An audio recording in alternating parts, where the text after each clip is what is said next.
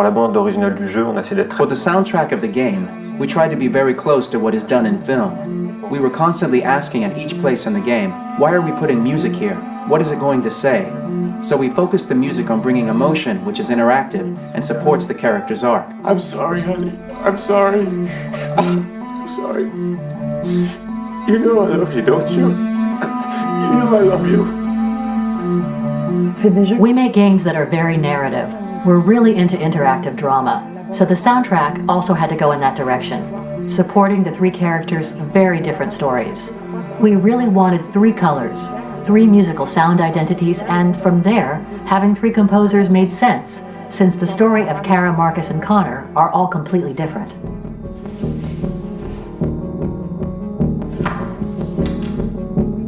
You recognize him? It's Carlos Ortiz. For Connor, we wanted a soundtrack that could be very cold and very mechanical, very machine-esque somehow. For Kara, we wanted a soundtrack that would be very moving and emotional. It was about the quest for identity, but it was also a journey about love and empathy. And for Marcus, we wanted something epic, something that would really represent the grand aspect of his quest. And we were very fortunate to find three incredibly talented composers, and working with them has been a dream, honestly.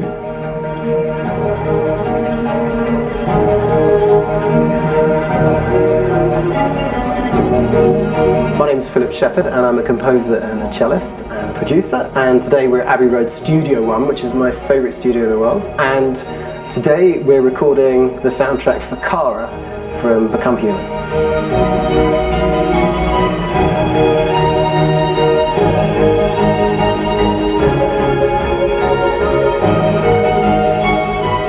So when I compose a big project, I often travel just to kind of get out, and get some fresh air and some inspiration. And I go hiking and traveling in Montana a lot. I had a log fire in the room that I was staying in, and the flames were kind of making absolutely direct music. And it became the basis for Kara's theme, and it sounds something like this.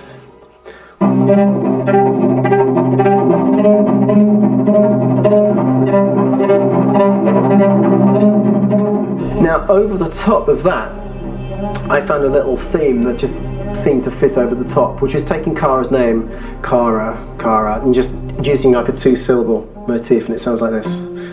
We're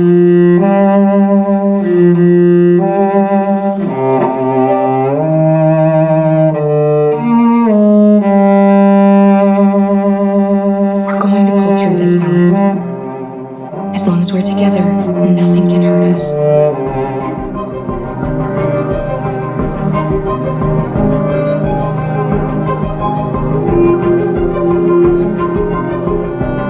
And all the time that's fitting over it.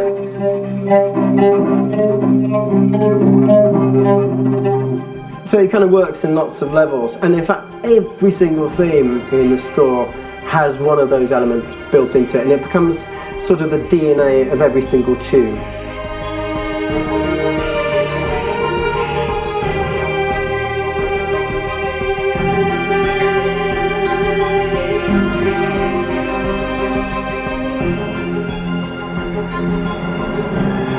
For me, writing this theme for Kara, I actually had to tap into what it feels like to be a father to daughters.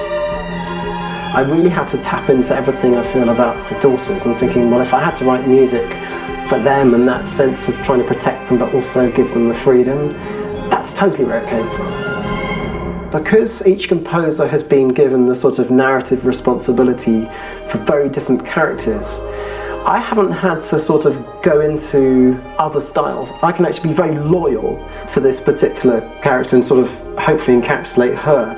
But it means also I've suddenly become very connected to this character, and if for some reason it goes to game over early, I'm going to be mortified. They're over there! Starting a new project for me personally, it's always finding the right tone, finding the right color, I like to call it. For me, it's finding that right texture that actually sits against picture really well. One of the biggest things is I created custom instruments for Connor.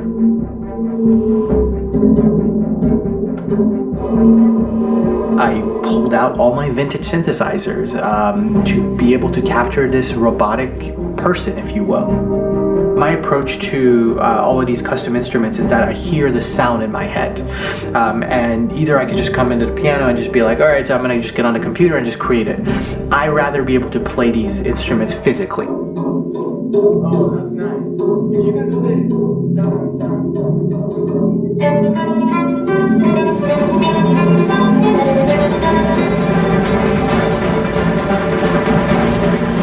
As soon as you see Connor the first time, there is a really interesting thematic idea that you hear, and that's just made out of a Moog synthesizer, but completely manipulated in multiple ways. And it's robotic. It has a little bit of an emotional to it. He's on his mission, so you feel that as well. So it just kind of gives you that cold, motionless, with a mission in hand that you kind of feel throughout the whole thing.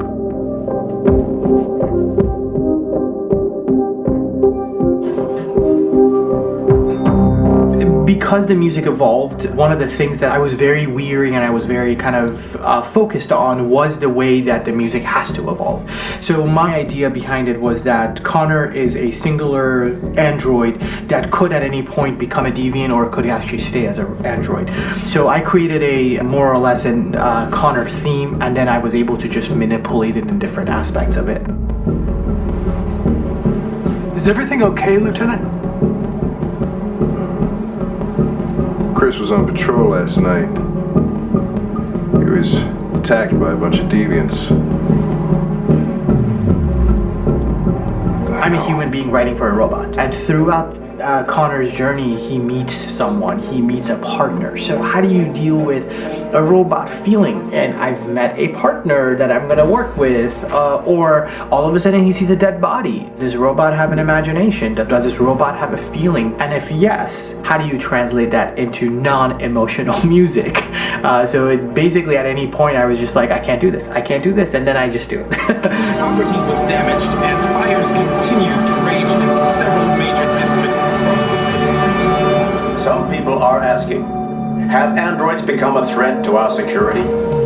When I first started really digging in on Marcus, the one thing that I really tried to capture was the transformation process. You know, Marcus is this android that evolves over the course of the game and really goes from kind of figuring out that he's more than just an android. You know, he's starting to develop kind of a human soul in a way. Try to imagine something that doesn't exist, something you've never seen.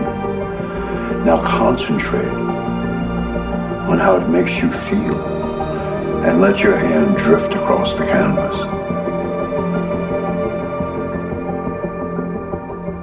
The other side of Marcus that I really latched onto was that he almost became a savior for a lot of the other androids in the game. So when I started developing the theme for Marcus, I really made it like a church hymn.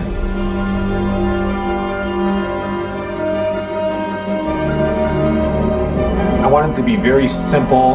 I wanted to make it a chordal melody. I really wanted to make it almost like a Bach hymn. The tough thing with that is it had to be recognizable. If I made it too complex from a harmonic standpoint, it would be hard, I think, for people to kind of pick it out and recognize it. It's very acoustic derived, but it's also been treated with a lot of effects and things to kind of put it into the space that I felt the sound should be in. It can be beautiful, it can be haunting, it can be extremely powerful from an action standpoint, and I'm really happy with the way it turned out. The music is there, but it's subliminal and it's emotional, and people are feeling it, and it's not distracting. And that's tricky with a game like this, where you have to have a lot of ins and outs like that, where the music kind of has to get in and out of these moments. This is a war we're fighting with the humans. If we fail, they'll destroy us. I think the game's been put together so well where I just wanted to make sure that I wasn't ruining the emotion.